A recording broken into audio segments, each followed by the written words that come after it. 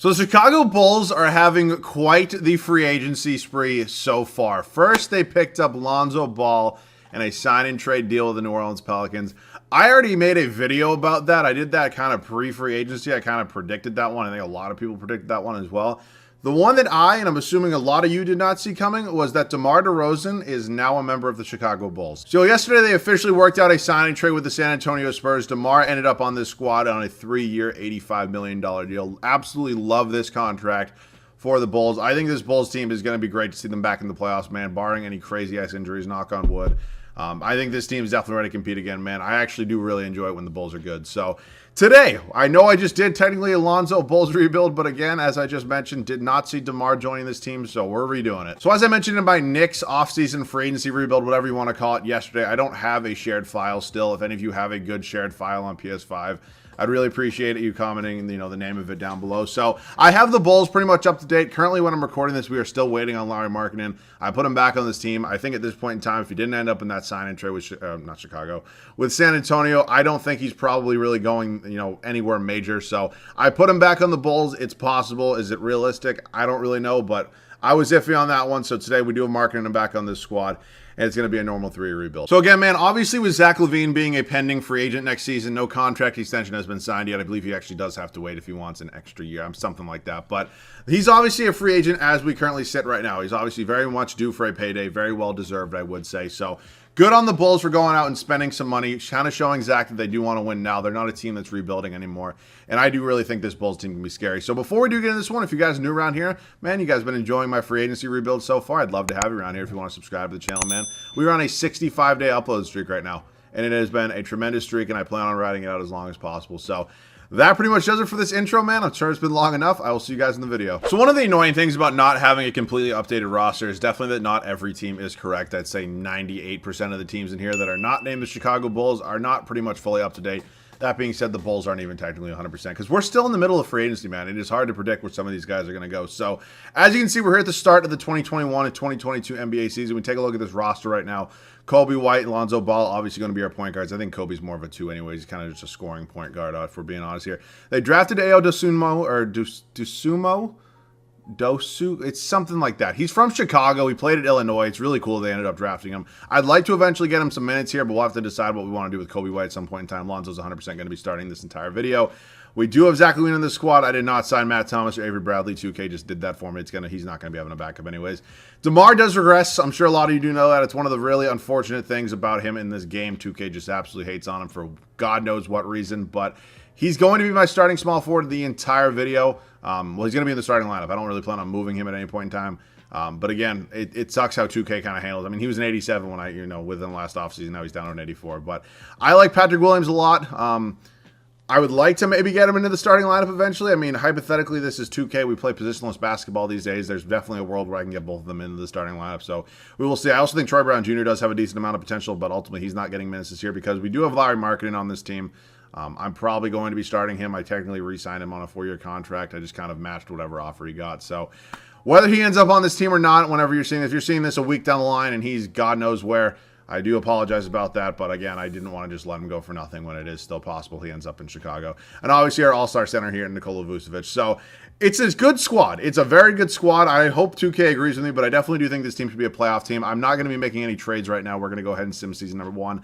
I do have to set the rotation, though. I'll see you guys with that before we do start simming year number 1. So year number 1 here in Chicago, a very possible, realistic-looking lineup for this team at the start of next season. Anyways, obviously, you can put a star, an asterisk next to Markkanen.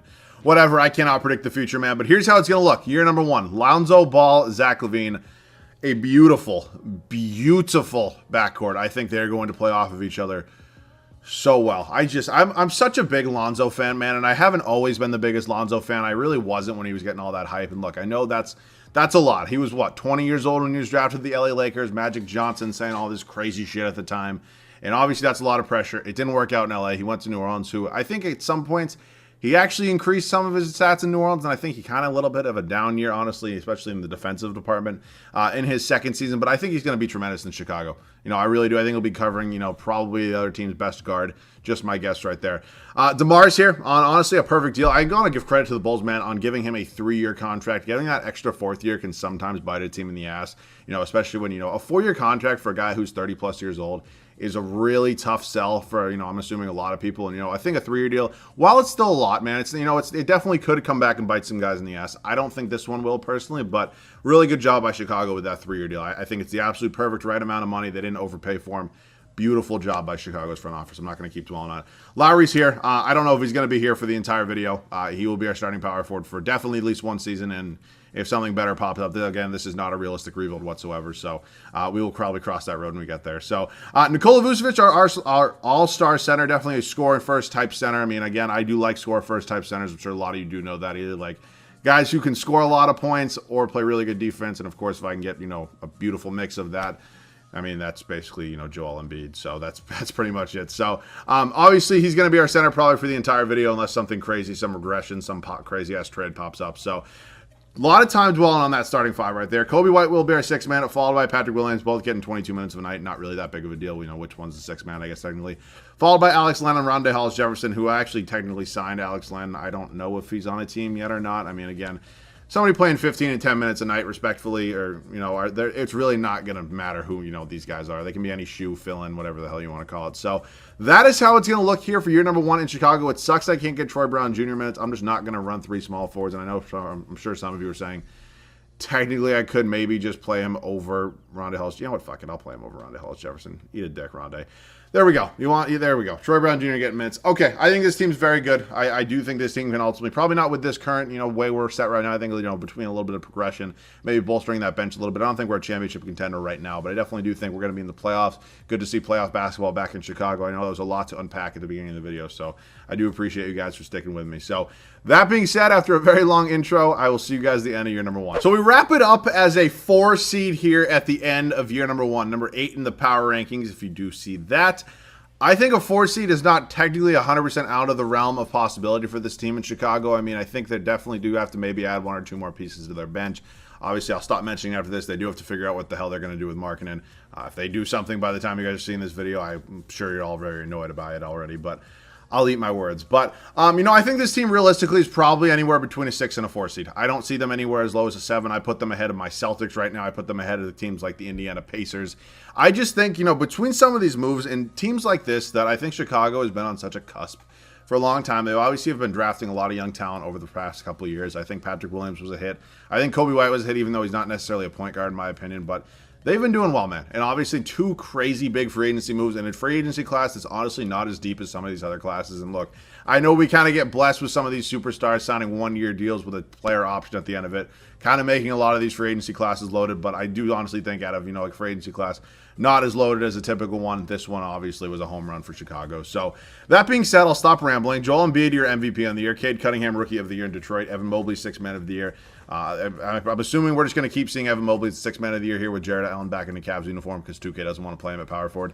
I gave you my thoughts on Evan Mobley at power forward, or him and Jared Allen in the same front court.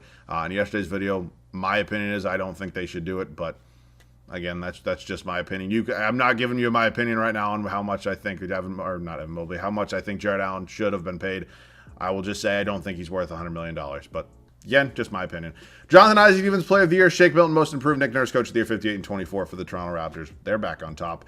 We got Atlanta here in the first round. Not exactly my favorite first round matchup. We take a look at some numbers real quick. Levine Ludison scoring at 26. Definitely a free agent we need back. DeMar DeRozan was 2nd, followed by Vuce, Lowry Markkanen, Lonzo Ball, Kobe White, Pat Williams off the bench. So we had what? Let me see. 1, 2, 3, 4, 5, 6, 7 double-digit scores. Beautiful.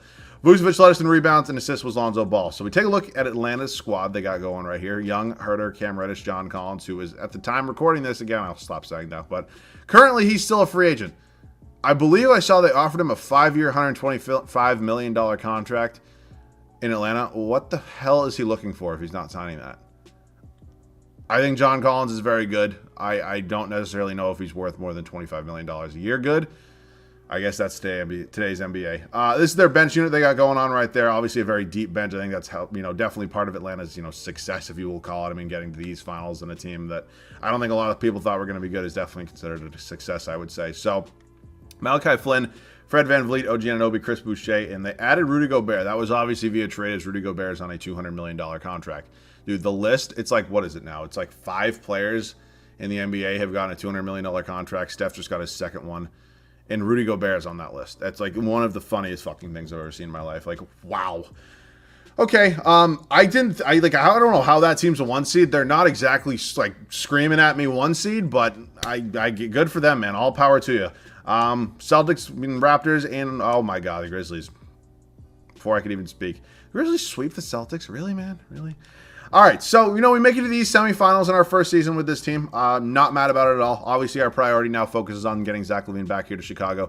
We're not going to have any picks here. I didn't trade for anything. So Houston, San Antonio, and Sacramento. So San Antonio's officially gone into rebuild mode. I think they should have done that years ago, if I'm being honest. Look, don't get me wrong. I will not ramble that long. But when, Kawhi requested a trade, back in 2019, was it? And they obviously moved him to Toronto, which I don't think a lot of people saw Toronto coming. I think that, obviously they had to get somebody in return. It was either probably going to be Demar or Kyle Lowry. Demar obviously made more sense at the time.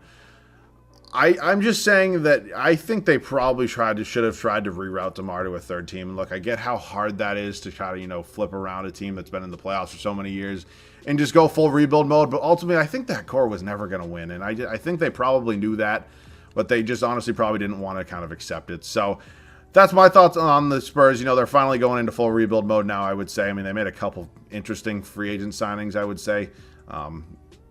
I didn't love the Zach Collins contract, but I understand kind of why they did it. But still, interesting moves there, nonetheless, in San Antonio. So we cannot go ahead and sign Navarro. I will actually wait on Eldon Stewart. Okay, never mind. Okay, we have to wait on both these guys. Okay, let me get Sean Navarro. Let me go ahead and, no, Tibbetts sucks. Let me get Ryan Williams. We get both of them, and now let me get Oscar Fleming. I don't really care about my scout. I know who I'm drafting if I'm drafting anybody. Okay, we will head up to the draft. Do we have our first round pick this year? We do. It is at pick 24. I will not use my second round pick. Actually, nobody wants that. So I'll use my pick 24. And I'll see you guys with whoever I draft. So we're in the draft right now. Looking at some guys that are here right now. I think small forward, obviously, we could go DJ Jeffries, Marcus Bagley. I just don't think either, small forward's not a position we need. I mean, we have DeMar DeRozan, we have Patrick Williams, we have Troy Brown Jr. It's a log jam there, man. So I think Walker Kessler, who, again, I'm not going to lie to you, I don't know much about, 21 years old out of North Carolina. The backup center, backup power forward are definitely probably two of the positions we are looking for. So we're going to go ahead and take a flyer here. I really don't plan on drafting anybody with my, I guess, Mr. Irrelevant pick at pick number 60, 30 in the second round, whatever you want to call it. But I guess I'll take somebody, man. They're all C-plus rated. Honestly, I'll just take this dude. He'll be overseas, whatever. It's not that big of a deal. So Walker Kessler's actually a 73 overall for me. Very well could be my backup center. And Mikal Norberg, 67 overall. He'll be overseas. See you later, Bunzo. White's coming back. Williams coming back. Ayo's coming back. And so I do want to get Ayo minutes, though. Troy Brown Jr., I'm probably not going to give him the qualifying offer, if I'm being honest. I know technically he did play, 10 minutes a game for us last year. I just think I can probably get somebody for maybe even a little more money that is a little bit better. So we're going to go ahead and let him probably move on at this point in time. Zach LaVine is 100% my main focus right now. He has no offers. I'm assuming he'll probably accept $32 million a year. I'll give him 4 in a player option. I'm also not trading him, so I'll give him a no trade clause as well. Zach LaVine, welcome back. We're going to announce the rights here. And cool. Pretty good offseason so far, I would say, for us. Unfortunately, what I am a little bit worried about is how much DeRozan's going to keep progressing. He currently sits at an 84 overall. I wouldn't be surprised if he was around an 82, 81 at the start of next year, which is, again, very unfortunate, but it's kind of the world we live in the 2K department. So I want to get Ayo Dosunmu some minutes. I'm sorry, I'm probably butchering the pronunciation of that, but I just don't know if I want to move on from Kobe White, who's still on a relatively cheap deal. I think hypothetically, maybe an ideal target would be to get him minutes in the third season. Again, I know that's not going to necessarily progress his overall, but I'm probably not going to be willing to pay Kobe White $20 million next offseason. I believe this is his final year of his team deal, correct? Yes, it is. So, we're probably just going to roll with Kobe White for now. I don't mind having a point guard who can score the basketball behind Lonzo. Not necessarily the worst idea in the world. So, I keep doing that. The rest of the squad, LaVine's not going to have a backup. DeRozan and Williams are obviously good. Markkanen does need a backup, and obviously we just drafted Walker Kessler to back up Vooch here. So, kind of just a backup power forward at this point in time. I do sign Rocco a lot. Jabari Parker. I don't know, man. What are his numbers looking like here? He averaged 14 when he was in Atlanta and Sacramento. Dude, he's one of such like a what if for me. I mean, obviously 2 ACL tears just didn't help him, but really kind of sad to see, careers like that happen, kind of going down the drain. I'd love Duncan Robinson on this team. I just don't really need a shooting guard at this point in time. Duncan Robinson got paid.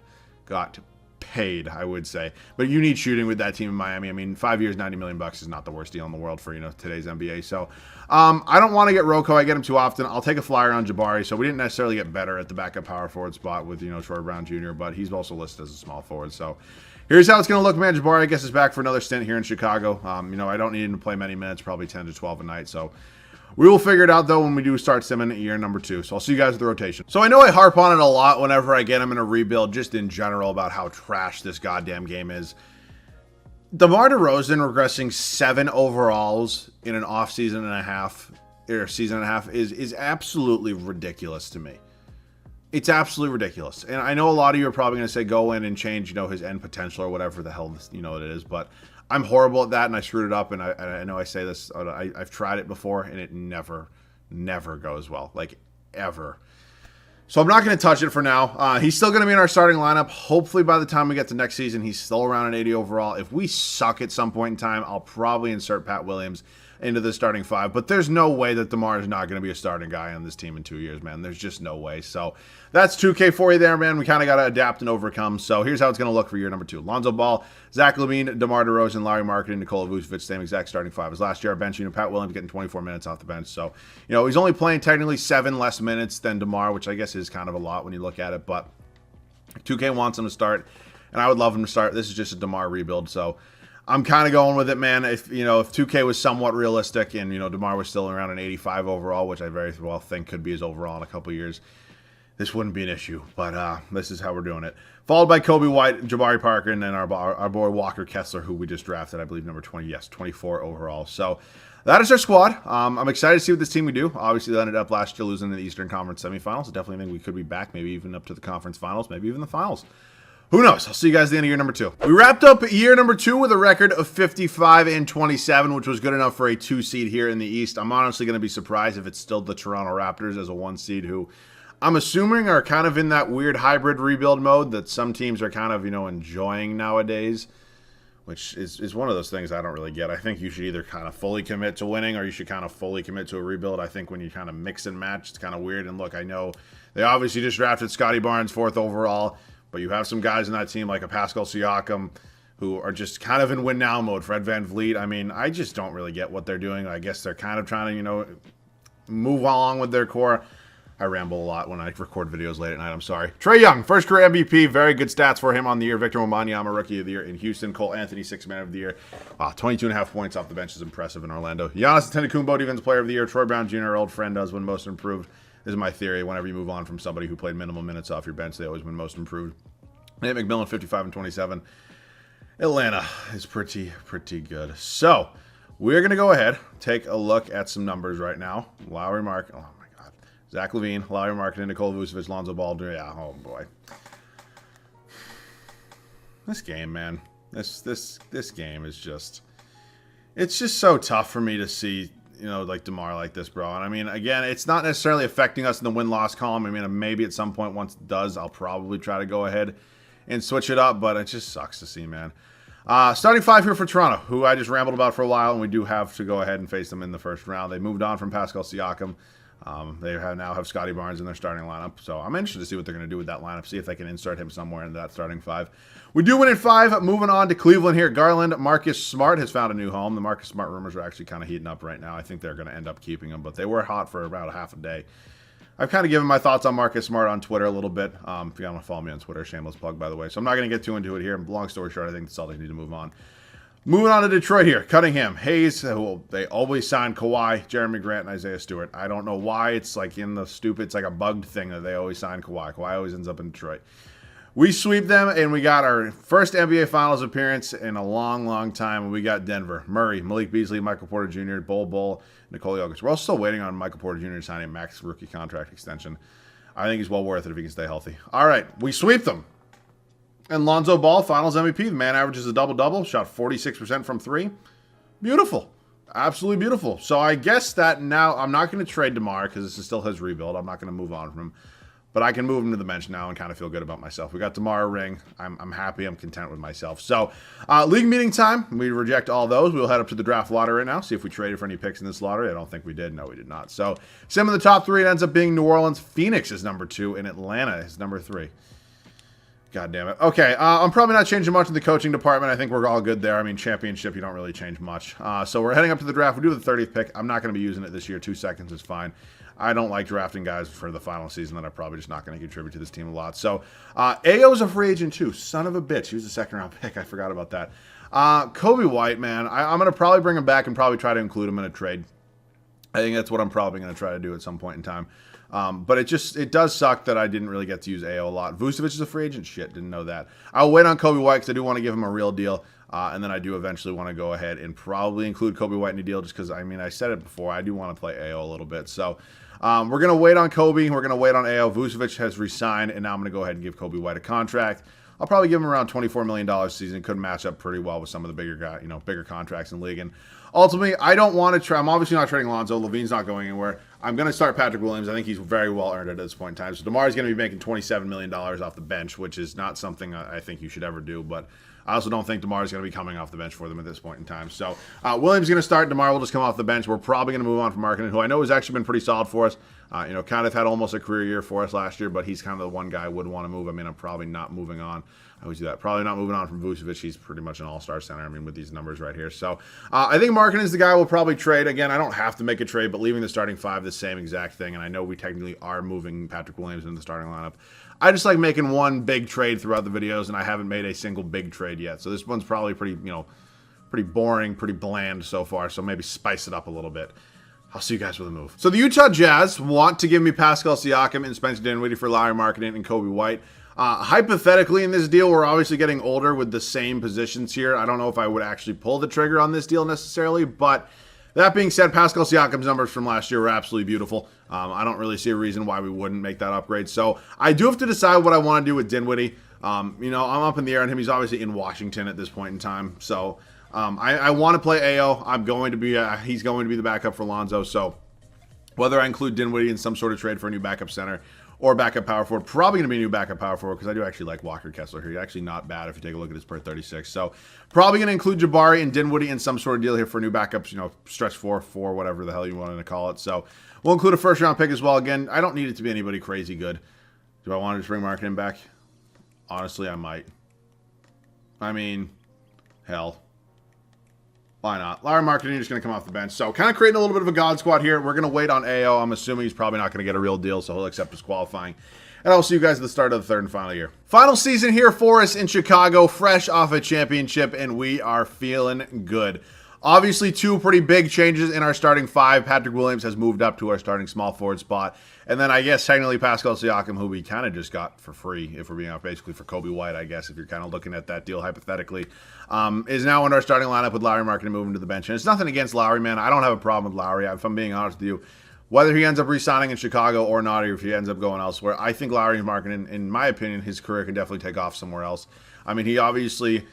It makes sense why he got the draft comparisons to Dirk. I understand where you're coming from. Again, I'm not saying that's why his career hasn't necessarily panned out beautifully in Chicago, but those are some pretty high comparisons to come into the NBA, one of the greatest power forwards of all time. So I see where you're coming from. European can stretch the floor, but for me, I think that was a tough comparison. Again, I'm not saying that that's why his career failed or anything like not failed, but you know what I'm saying.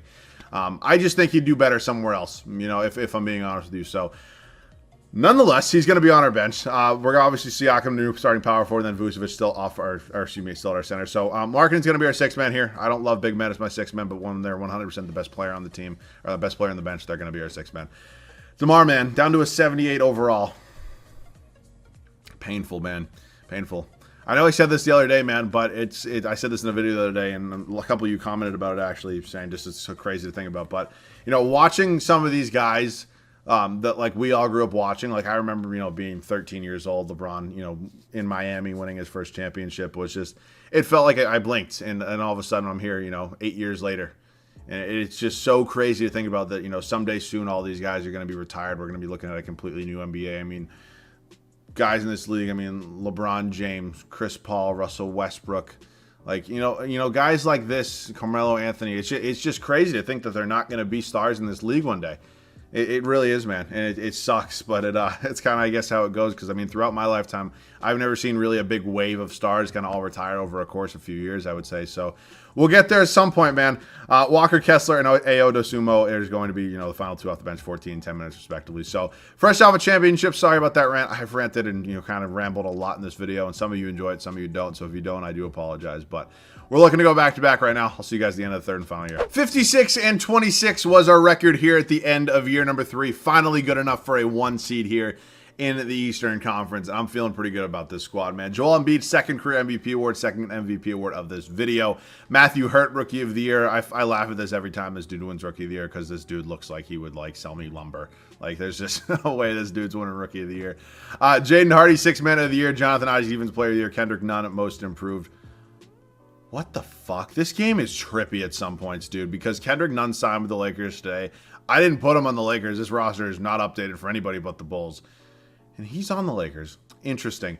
Billy Donovan, Coach of the Year for us here in Chicago. 56 and 26, and we got Brooklyn in the first round. Not my favorite first-round matchup. They might have lost a star or two, though. Taking a look at some numbers right here. Patrick Williams kind of taking over that starting small forward spot. DeMar down to 9 points a game, getting paid $27 million off the bench. Sad, man. Vucevic and then Lonzo Ball. So, Brooklyn here in round number 1. Kyrie, Harden, they didn't lose it. Oh, what? What? This is the... And they... Let's see. How much? 1 million. 15 mil. How they're affording Kevin Love off their bench when they're paying Nick Claxton? Okay, he's only making 6. 44 million to Kevin Durant. And Diallo's cheap. 43 million there. And 42 million there. It's just how. First of all, I don't get how they're making that or paying that much money. That being said, my team might be making more right now. But how? Why? Just how are you an 8 seed? That's my problem. I bitch and we win in 5. Moving on to Orlando here. Darius Garland, Cole Anthony, Chuma Okeke, Jonathan Isaac, Wendell Carter Jr.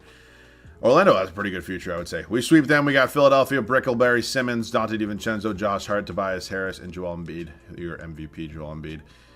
Wow, we lose in 6. I called him Brickleberry, and look what happens. The Spurs. Wow.